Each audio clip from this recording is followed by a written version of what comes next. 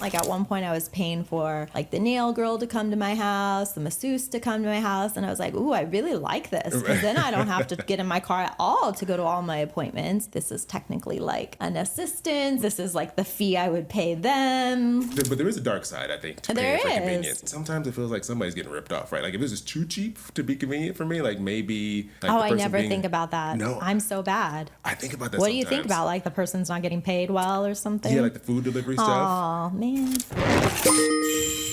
Hi, my name is Chris Browning. And I'm Brittney Castro. And welcome to Our 2 Cents, where we dive into the money topics that everyone is talking about. Paying for convenience. Is it a smart decision for your wallet, or is it just going to kill your budget? I like convenience. I get my groceries delivered, but then I got the subscription annually to make that affordable and cheaper because I know it's actually good for me, because when I go to the grocery store, I end up buying more than what I need versus like, it's weird. Like when I order my groceries and they're delivered, I usually only get what I need and not all the extra stuff that I just see in the aisles. Other things like food delivery when I'm too lazy to cook, that's really nice. It is. Yeah, the airport transportation's nice. I think though, during the pandemic, I saw how a lot of things were convenient. Like at one point I was paying for like the nail girl to come to my house, the masseuse to come to my house. And I was like, ooh, I really like this. Because then I don't have to get in my car at all to go to all my appointments. Like everyone's coming to me. But then obviously it's an extra fee and it could add up quickly. So you have to balance it because, I mean, I always think of like, I'm saving time and time is money. And then this is technically like an assistant. So if I was hiring help, this is like the fee I would pay them, you know. You can find ways to justify it, right? To make it be like, okay, I can spin this around. This, you know, it's not really that bad. I know. I think, but there is a dark side, I think, to paying for convenience, because if it's affordable convenience, sometimes it feels like somebody's getting ripped off, right? Like if this is too cheap to be convenient for me, like maybe... Like I never think about that. No. I'm so bad. I think about that What sometimes. do you think about? Like the person's not getting paid well or something? Yeah, like the food delivery stuff. Oh, man. Because one of the things, I had a bunch of credit card debts. I'm really starting to rain on the convenience parade here with this. I know, now I feel bad. After I set you up to talk about loving convenience, I'm like, but did you know?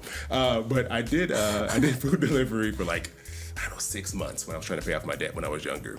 And you actually did it. I did it. Okay. I would get in my car and I would put up the little app and I would go to restaurants, pick up the food and drive it. I would do it. Sometimes I would get off of work in my work, like full on business casual, and like be like delivering McDonald's. I have so many questions for you. Is it worth it? It can be. But with gas.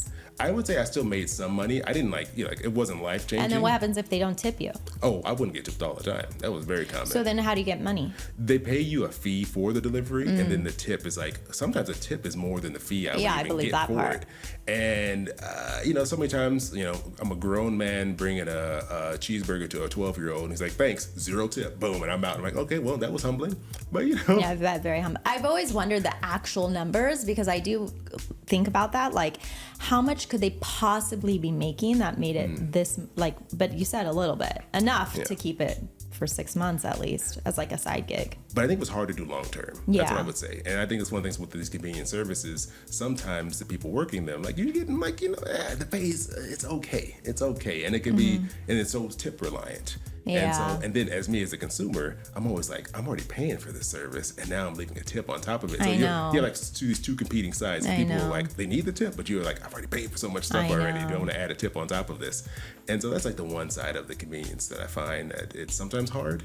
Because now that I've been on the other side, I'm like, ooh, I have to tip. I know what it's like. I know, and we're in a tip society. Yeah. Everything, anytime I swipe my card, they ask for a tip. I've seen people. It's like a workout class. Why am I gonna tip? Exactly. But it's weird how that automatically pops up now on almost every purchase I make. It says, "Do you want to leave a tip?" And it's not only that, they have the 3 options. Yes. So it's almost like harder to default to no, I'm not leaving a tip. I know, because especially if they're there watching you, like they turn around. And one time I did it. I just signed my name and did that, and then I looked. I was like, I left a tip, but it was literally for a workout class. I was like, what? Yeah, how did they sneak that in? I left $2. or whatever it was. Like, everything doesn't need a tip. I think no, not everything. Like I'm not tipping my doctor. I used to serve. I know what it takes to be like I appreciate service. Yes. Like I'm not like frugal in that. I appreciate service, but I also think people should have to work for their money, and I'm not just going to tip just because. Yeah, and there's a reason why tips exist. And like, if you're a server, you're getting paid so much less. The tip kind of offsets that. But if you're getting your full wage already, if you're already making your the tip is more like a thank you on top of that. So I'm like, if someone, like I recently moved, I had people help me and I paid to move, but they were excellent. I was like, here, I gave them a tip on top of that. Cause I was just it was like, thank you. Cause it was like a father and son. They were helping me lift some crazy heavy stuff. Wow. So I felt like, hey, thank you for this. But there's sometimes where it's like, I checked out my own groceries. I'm not gonna, why would I hit the tip button? For who? I just bagged my groceries myself. Can I tip myself? Yeah, it's like, can I get the money back, little cash back on this purchase? But crazy. But convenience, I think having these convenience services brings us into play more, where I think on top of like dealing with if we should pay for the convenience, also how do we navigate the cost? It doesn't get out of hand. Yeah, and get out of hand with all these other things you have to consider when you do this. Exactly. Yeah, I think it's complicated. Hey, thanks for joining us here on Our 2 Cents. Don't forget to hit us up in the comments with your 2 cents.